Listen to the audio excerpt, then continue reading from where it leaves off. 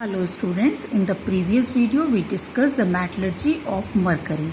क्या स्टेप्स थे? पहले हमने कंसंट्रेट किया, कंसंट्रेट करने के बाद कंसंट्रेशन हमने किससे किया? फ्रॉथ फ्लोटेशन मेथड से. फिर हमने उसको क्या किया? रोस्ट किया और रोस्टिंग के बाद जो मर्क्यूरिक ऑक्साइड बना उसको स्ट्रॉन्ग हीट कर दिया. तो क्योंकि ये लो रिएक्टिव है, लो रिएक्टिविटी सीरीज में नीचे आता है, यानी कि मेटल विद लो रिएक्टिविटी है, तो ये खुद ब खुद ऑटो रिडक्शन हो जाता है और ये मरकरी और ऑक्सीजन में कन्वर्ट हो जाता है. उसी तरीके से Cu2S common name is its ore का जो नाम है वो है कॉपर ग्लांस. एक बात मैं यहाँ पे और क्लियर कर दूं कि ओर्स को हम फॉर्मूले से बोलते हैं, लेकिन कॉपर सल्फाइड या कॉपर ग्लांस में आपसे कोई डिफरेंस पूछे, फॉर्मूला दोनों का सेम है, तो आप कहेंगे Cu2S is a pure copper sulphide, Cu2S is a pure substance, but copper glance, yet it has the formula Cu2S, but it has earthen impurities, so ore having the impurities. Now अब आपको क्या करना है? Copper की metallurgy करनी है. तो आपने क्या किया? चूंकि हमें सल्फाइड ओर दिया गया कॉपर ग्लांस Cu2S, तो हमने पहले इसको क्रश किया, रॉक की फॉर्म में होगा, क्रश किया. उसके बाद हमने इसको कंसंट्रेट किया. चूंकि ये सल्फाइड ओर है, that's why we concentrate by the froth flotation method. उसके बाद हमने इसकी रोस्टिंग की, क्योंकि हमें इसे ऑक्साइड में कन्वर्ट करना है. आप रिएक्शन देख रहे हैं.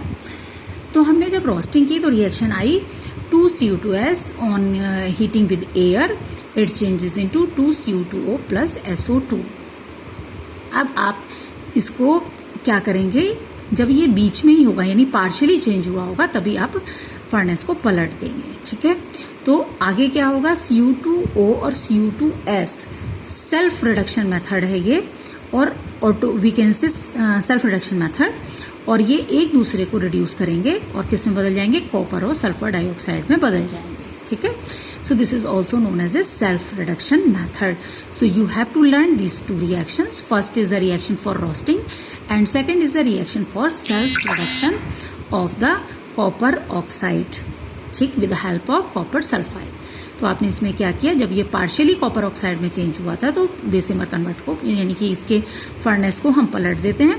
They react together and form copper and sulphur dioxide. So in this way this is the metallurgy of copper. So in low reactivity में हमने दो मेटलर्जी पढ़ी, सिनेवार यानी HGS and copper glance that is Cu2S. ठीक है. दोनों को अच्छे से तैयार कर लीजिएगा. इनके रिएक्शंस आते हैं 2 मार्क्स के लिखने के लिए. Next one is extracting metal in the middle of the activity series. अब middle of the activity series में कौन कौन है? जिंक है, लेड है, कॉपर को भी हम दोनों में कंसीडर करते हैं. ये सब हमारे मिडिल सीरीज में है. और एज यूजुअल या तो कार्बोनेट होगा हमारा या हमारा सल्फाइड होगा. ठीक है. अगर कार्बोनेट है तो हम इसको सिंपल ग्रेविटेशन मेथड से प्योरीफाई करेंगे, कंसंट्रेट करेंगे. लेकिन अगर ये सल्फाइड हो रहा है तो फ्रॉथ फ्लोटेशन मेथड से हम इसका कंसंट्रेशन करेंगे. कंसंट्रेशन के बाद 1 बाय 1 देखिए. पहले हम जिंक सल्फाइड से मेटलर्जी पढ़ रहे हैं, जिंक की. जिंक सल्फाइड ZnS, और ये as you know this is the ore, so its ore name is zinc blende. ZnS का नाम क्या है ओर का? Zinc blende. तो ZnS की रिएक्शन जब आप ऑक्सीजन से करते, बाकी प्रोसेस सेम है, यानी कि पहले आपने इसको क्रश किया, पाउडर बनाया. इसके बाद चूंकि ये सल्फाइड हो रहा है, फ्रॉथ फ्लोटेशन मेथड से कंसंट्रेट किया. देन अब आप क्या करेंगे? जिंक सल्फाइड को एयर की प्रेजेंस में हीट करेंगे, तो इसकी रोस्टिंग हो जाएगी, क्योंकि प्रेजेंस ऑफ एयर है. It changes into zinc oxide plus sulphur dioxide. Sulphur dioxide blown of हो जाएगी, आपको जिंक ऑक्साइड मिल जाएगा. ठीक. अब जिंक ऑक्साइड का क्या करेंगे? नेक्स्ट रिएक्शन देखिए नीचे. जिंक ऑक्साइड की रिएक्शन करवाएंगे हम कार्बन से. ठीक है. और जिंक और CO में बदल जाएगा. ध्यान रखिए यहाँ पर CO में बदलेगा, CO2 में नहीं. ढंग से इसको याद करिएगा. जिंक ऑक्साइड प्लस कार्बन की रिएक्शन है zinc plus CO, carbon monoxide. Right. अगर हमारे पास कार्बोनेट और है, जिंक कार्बोनेट ZnCO3, इस और का नाम है कैलामाइन. हम इसको हीट करते हैं तो ये कैल्सिनेशन मेथड होगा, क्योंकि यहाँ एयर की प्रेजेंस जरूरी नहीं है. जिंक कार्बोनेट को हीट किया, it forms zinc oxide and CO2. Zinc oxide पे अगेन सेम मेथड अप्लाई कर दिया, that is reduction with carbon. So it changes into zinc plus carbon monoxide. In this way, we do the metallurgy of the zinc. In the beside using carbon, coke to reduce metal oxide to metal, sometimes displacement reaction can also be used. The highly reactive metal, for example sodium, calcium, aluminium etcetera. लेकिन हम चूंकि electrolysis method से इनको prepare करते हैं, इसलिए ये इनसे अगर हम एक्सट्रैक्शन करेंगे तो बहुत कॉस्टली पड़ेगा। That's why we use the carbon, क्योंकि मैंने कहा था कि reducing agent, cheaper, easy to store, ये सब होना चाहिए। और कार्बन के साथ एक और खास बात है कि वो खुद एक फ्यूल की तरह काम करता है, इसलिए आपको अलग से फ्यूल डालने की जरूरत भी नहीं है।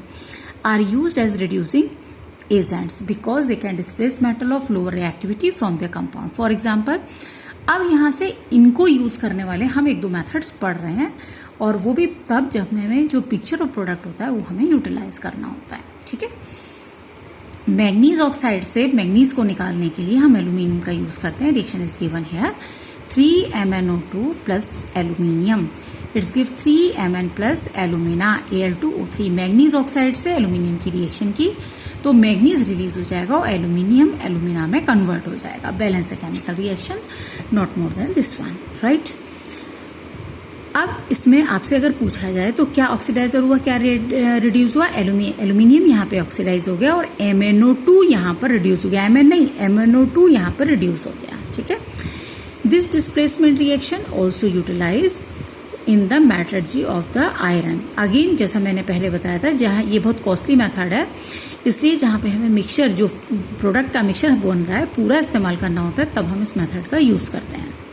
Now one more example, iron oxide react with aluminium, it form iron plus aluminium oxide. ये रिएक्शन कहलाती है थर्माइट रिएक्शन। क्यों? क्योंकि इसमें बहुत ज्यादा एनर्जी रिलीज होती है, इतनी ज्यादा एनर्जी रिलीज होती है कि यहाँ पर जो आयरन फॉर्म होता है वो मोल्टन फॉर्म में होता है और बाहर से कोई भी एनर्जी हमें देनी भी नहीं होती। ठीक है, so this particular reaction is utilised to join specially cracked railway tracks and cracked pipes. It's very important thermite reaction. ठीक है, ये दो इसके यूजेस हैं। दिस देखिए, एक आपको डायग्राम में दिखाया गया है, रेलवे ट्रैक्स को और क्रैक्ड रेलवे और क्रैक पाइप्स को जो आयरन के होते हैं उनको जोड़ने के लिए, या उनमें हम जो क्रैक आ गए हैं उसको फिलअप करने के लिए इस मेथड का यूज करते हैं। ठीक है, अब इसमें एक इम्पॉर्टेंट पॉइंट है, आयरन ऑक्साइड को एल्यूमिनियम में मिलाते ही रिएक्शन शुरू हो जाती है, तो फिर हम कैसे करेंगे काम, है ना।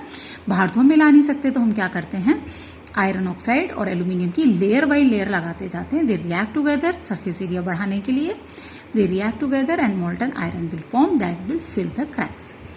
Extractive metals towards the top of the activity series, I already discussed sodium chloride in this category.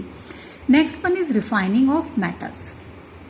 अगर हमें 100% प्योर, जो कि रेयर होता है, 99.99% प्योर मेटल ऑब्टेन करना है किसी भी पर्पज से, इनमें whether in the form in the research work और any other investigations, that is other researches etcetera, तो हम इलेक्ट्रोलिटिक रिफाइनिंग को प्रिफर करते हैं। इसी रिफाइनिंग को हम प्रेफरेंस देते हैं।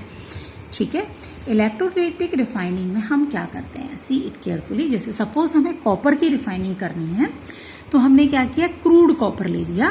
क्रूड कॉपर का हम बनाते हैं एनोड, क्योंकि ये आपने क्लास 8th में पढ़ा है, इलेक्ट्रोलिसिस में एनोड डिसॉल्व होता है और कैथोड पे डिपोजिशन होता है मेटल आयन का, क्योंकि मेटल आयन होते हैं पॉजिटिवली चार्ज्ड। ठीक है, और मैं इसको जरा डिटेल में समझा रही हूँ। हमें क्रूड कॉपर का वो करना है, हर आधा आधा नंबर होता है इसमें हर चीज़ का, इसलिए बहुत ध्यान से समझ लीजिए। क्रूड कॉपर का प्योरिफिकेशन करना है इलेक्ट्रोलिटिक, तो हमें क्या किया, 2 इलेक्ट्रोड लिए, क्योंकि आपको पता है हर सेल में हमें 2 इलेक्ट्रोड लेने होते हैं। इसको हमने एक बैटरी से कनेक्ट कर दिया अलॉन्ग विद स्विच। ठीक है, अलॉन्ग विद स्विच, इसमें हमें सॉल्यूशन भर लिया।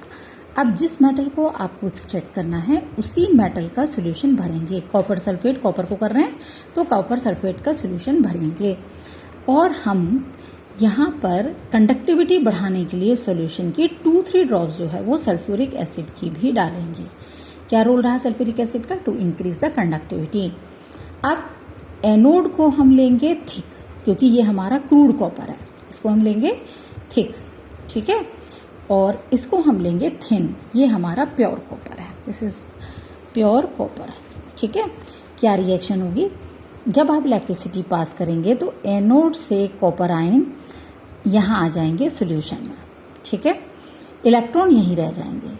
अब ये Cu+2 आयन एनोड पे पहुंचेंगे सॉरी ये Cu+2 आयन कैथोड पे पहुंचेंगे, वहाँ डिपॉजिट होकर इसके ऊपर लेयर बनाएंगे। ये लेयर 100% प्योर होगी और इस तरीके से आप कॉपर का प्योरिफिकेशन कर सकते हैं। Thank you.